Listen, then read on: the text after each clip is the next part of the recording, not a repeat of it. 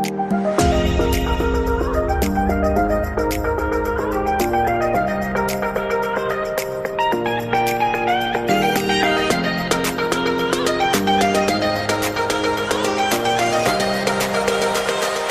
शुरू करें उसके पहले एक बहुत ही महत्वपूर्ण जानकारी। आजकल सिक्के बिकवाने के लिए पार्क चार्जेस, बैंक चार्जेस अथवा रजिस्ट्रेशन शुल्क के नाम पर ठगी की जा रही है। आप सावधान रहें। हमेशा याद रखें, सिक्के बेचने के लिए पैसे नहीं देना है और पूरी दुनिया में एक भी original old coin buyer company नहीं है। सिक्के बिकवाने के नाम पर राजज्ञानी, द करेंसीपीडिया अथवा द करेंसीपीडिया के एम्प्लॉय के नाम से कोई भी पैसों की डिमांड करता है, तब आप तुरंत समझ जाइए कि वह फ्रॉड है। सही, सटीक और अधिक जानकारी के लिए आप द करेंसीपीडिया के सभी वीडियो देखें। आइए शुरू करते हैं।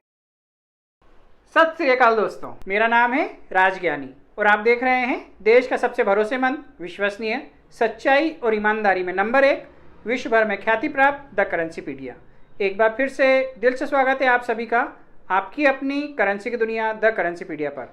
दोस्तों, आज फिर एक नया बुधवार है और हमेशा की तरह हम हाजिर हुए हैं आपकी सेवा में आस्क टीसीपी का एपिसोड लेकर। यह एपिसोड है आस्क टीसीपी 88। इस एपिसोड में हम आपके सवालों के जवाब देंगे जो सवाल आपने आस्क टीसीपी 87 के कमेंट सेक्शन में किए थे। जो व्यक्ति नए हैं उन्हें हम एक बार पुनः बता दें कि आजकल हम सिर्फ उन्हीं सवालों को शामिल करते हैं जो हमारे लेटेस्ट आस्क टीसीपी में पूछे जाते हैं।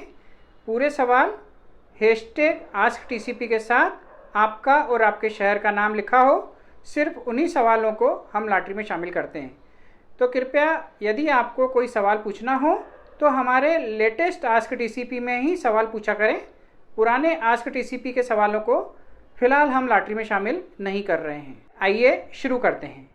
लॉटरी द्वारा सबसे पहला सवाल निकल कर आया है आसाम से प्रणब जी का। ये लिखते हैं 1944 1 आना कौन कौन से मिनट में ढले थे, आज की डेट में क्या प्राइस है?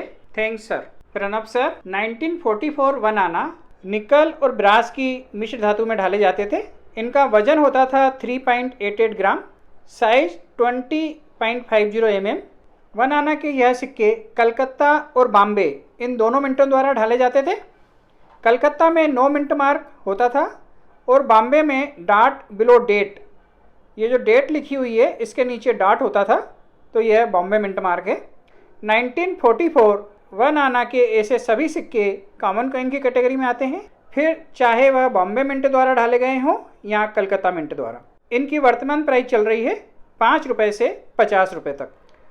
लॉटरी द्वारा अगला सवाल निकल कर आया है नितिन भालेराव जी का उस्मानाबाद से। ये जानना चाहते हैं नोएडा मिंट की स्थापना कब हुई थी, क्योंकि नोएडा मिंट के सिक्के रेयर या स्केयर होते हैं। सर, नोएडा मिंट की स्थापना 1 जुलाई 1988 को हुई थी। इसके पहले देश में मुंबई, कलकत्ता और हैदराबाद यह 3 मिनटें काम कर रही थी और सिर्फ इन 3 मिनटों में ही सिक्कों की ढलाई होती थी। लेकिन जैसे जैसे जनसंख्या बढ़ी वैसे वैसे सिक्कों की खपत भी बढ़ी। इस वजह से 1 जुलाई 1988 को नोएडा मिंट की स्थापना की गई थी और तब से नोएडा मिंट में भी सिक्कों की ढलाई की जाती है। यह और बात है कि आने वाले समय में शायद सिक्कों की ढलाई ना हो या 1 या 2 मिनटों में ही हो, क्योंकि जिस तरीके से हम डिजिटल इंडिया की तरफ बढ़ रहे हैं, पेटीएम, फ़ोनपे, भारत पे, जीपे और बहुत सारी ऐसी एप्लीकेशन हैं जिनसे आप पेमेंट्स कर सकते हैं, तो आजकल सिक्कों का चलन काफ़ी कम हो गया है। और एक और चीज़ आपने नोटिस की होगी कि पिछले काफ़ी दिनों से किसी भी तरह के नए सिक्के आपको मार्केट में देखने को नहीं मिल रहे हैं। मात्र एक अपवाद है 75th ईयर जो आज़ादी का अमृत महोत्सव मनाया गया, उसके अलावा कोई नए सिक्के देखने को नहीं मिले 2019 के बाद से आज तक। तो हो सकता है कि भविष्य में दैनिक जीवन में ये हमारे किसी काम के ना रहें, लेकिन हाँ, कलेक्शन करने वालों के लिए बहुत अच्छे सिक्के रहेंगे ये। और यदि आप कलेक्शन करना चाहते हैं, यदि आप एक कलेक्टर हैं, तो आप कोशिश करें जल्दी से जल्दी अच्छे से अच्छे सिक्के अपने कलेक्शन में शामिल करने की, क्योंकि बहुत ही जल्द सभी सिक्कों के रेट बढ़ने वाले हैं, ऐसा हमारा अनुमान है।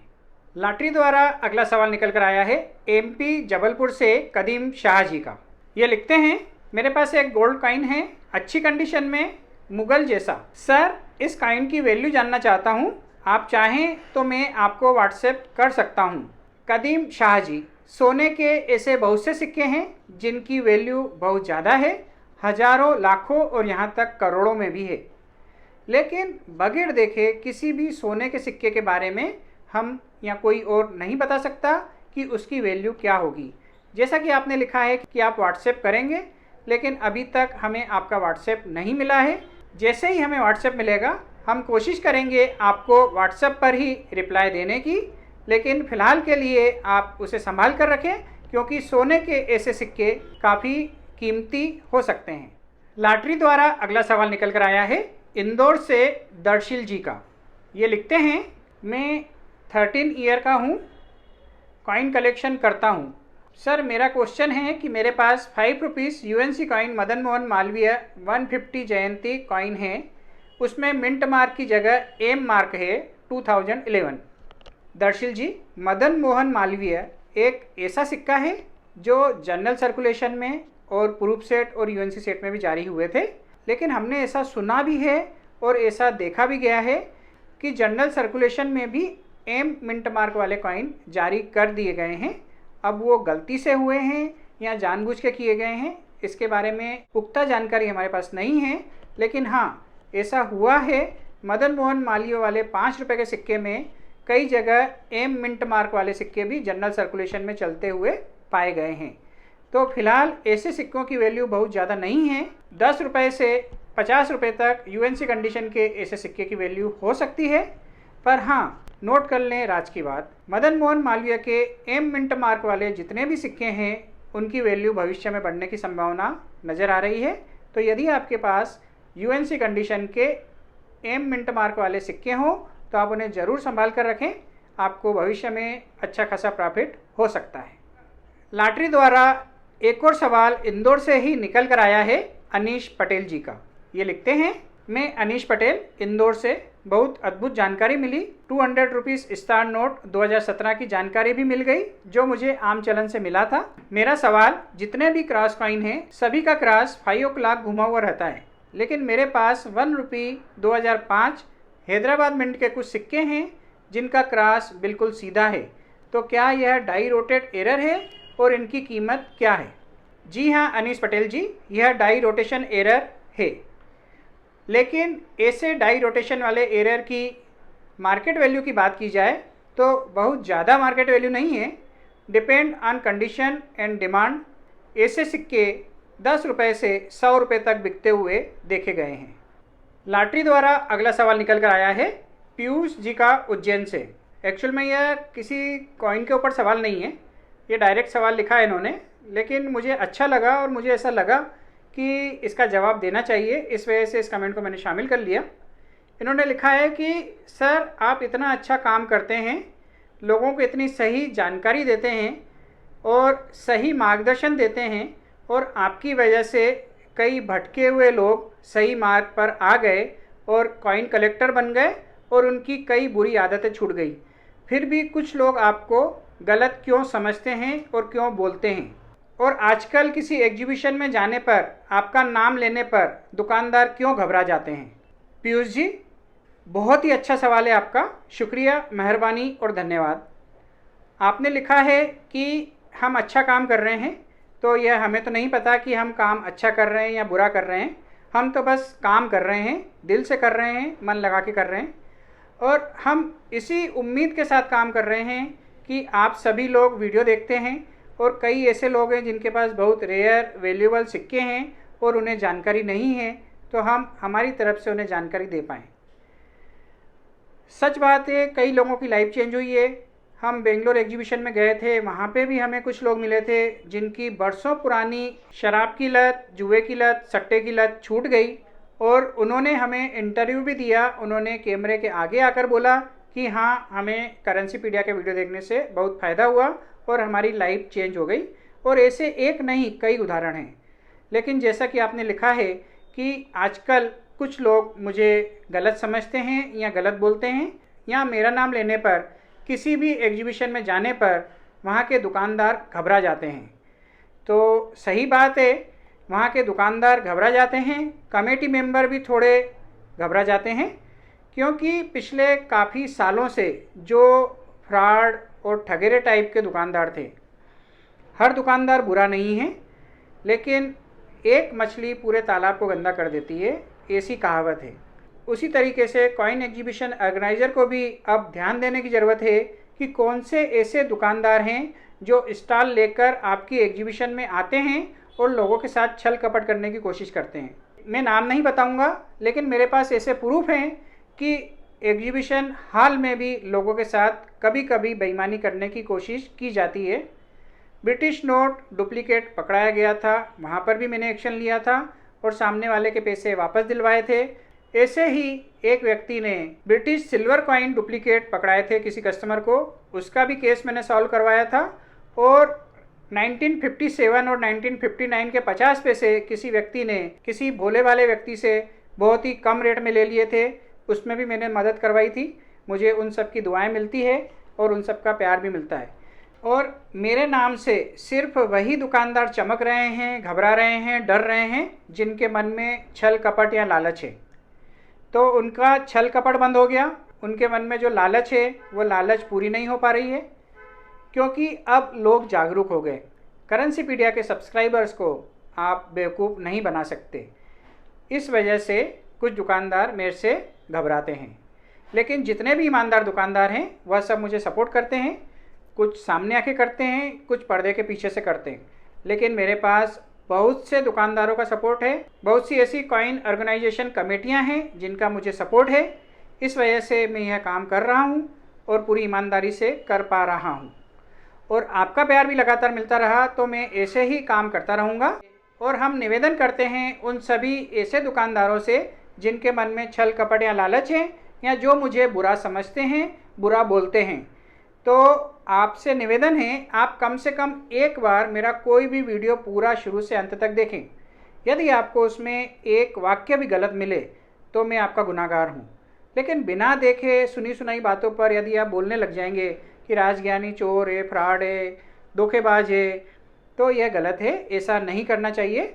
इससे अल्टीमेटली आप ही की इमेज ख़राब होगी, क्योंकि आपने यदि मुझे गलत बोल दिया और पब्लिक उस चीज़ को समझती है, देखेगी यूट्यूब पे जाके कि नहीं राजज्ञानी ने तो ऐसा कभी नहीं बोला जैसा किसी और व्यक्ति ने बोला कि राजज्ञानी ने ऐसा बोला, तो अल्टीमेटली होगा क्या, उस बोलने वाले की इमेज ख़राब होगी। तो यदि आप मेरे बारे में कुछ भी उल्टा सीधा बोलते हैं तो सबसे पहले आप जाएं यूट्यूब, फेसबुक और इंस्टाग्राम पे, अपनी आँखों से देखें, कानों से सुने, उसके बाद यकीन करें। हाँ, ये अलग बात है कि जैसे जैसे व्यक्ति प्रसिद्ध होता है तो उसकी प्रसिद्धि के साथ साथ कुछ ऐसे लोग भी होते हैं, शरारती तत्व होते हैं, जो उनकी प्रसिद्धि को भुनाना चाहते हैं। तो मेरे फ़ोटो लगाकर या द करेंसीपीडिया का नाम लिखकर कई फेक चैनल और कई फेक पेज यूट्यूब और फेसबुक पर बने हैं। वहाँ पर आपको उल्टी सीधी बातें बताई जा सकती है। वहाँ पर आपको कहा जा सकता है कि आपका साधारण सा सिक्का 1000 या लाख में बिक जाएगा। लेकिन द करेंसीपीडिया का जो ओरिजिनल चैनल है उस पर कभी हमने किसी भी सिक्के के बारे में गलत जानकारी नहीं दी है। आप हमारे ऊपर भरोसा रखें और यकीन रखें, हम आपको भविष्य में भी कभी कोई गलत जानकारी नहीं देंगे। तो हमें आपका प्यार, सपोर्ट और साथ यूं ही देते रहें। बहुत बहुत धन्यवाद पीयूष जी आपका, आपने इतना अच्छा सवाल पूछा। और बाकी सभी भी देखने वाले, उनके मन में भी यदि कोई भ्रांति होगी तो मुझे आशा है कि वह दूर हो गई होगी।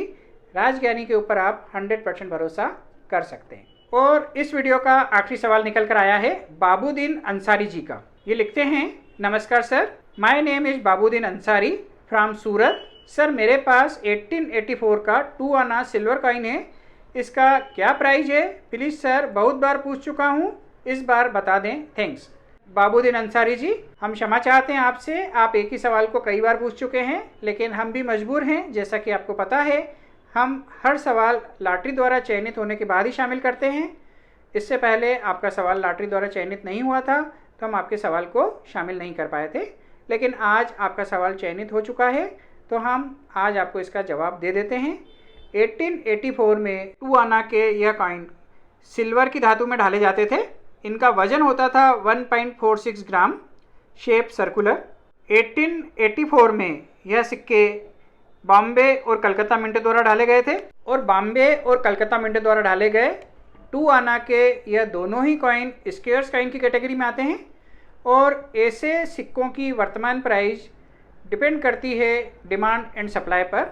यदि आपको इसका सही खरीदार मिल जाता है और कंडीशन आपके सिक्के की बहुत अच्छी है तो आपको एक 2 आना के 4000 रुपये तक भी मिल सकते हैं। लेकिन कंडीशन अच्छी नहीं है तो उस हिसाब से उसके रेट कम होते जाएंगे। 3000, 2000, 1000 या फिर 500 रुपये भी हो सकते हैं। तो 500 रुपये से 4000 रुपये तक ऐसे एक सिक्के की वर्तमान मार्केट प्राइस चल रही है।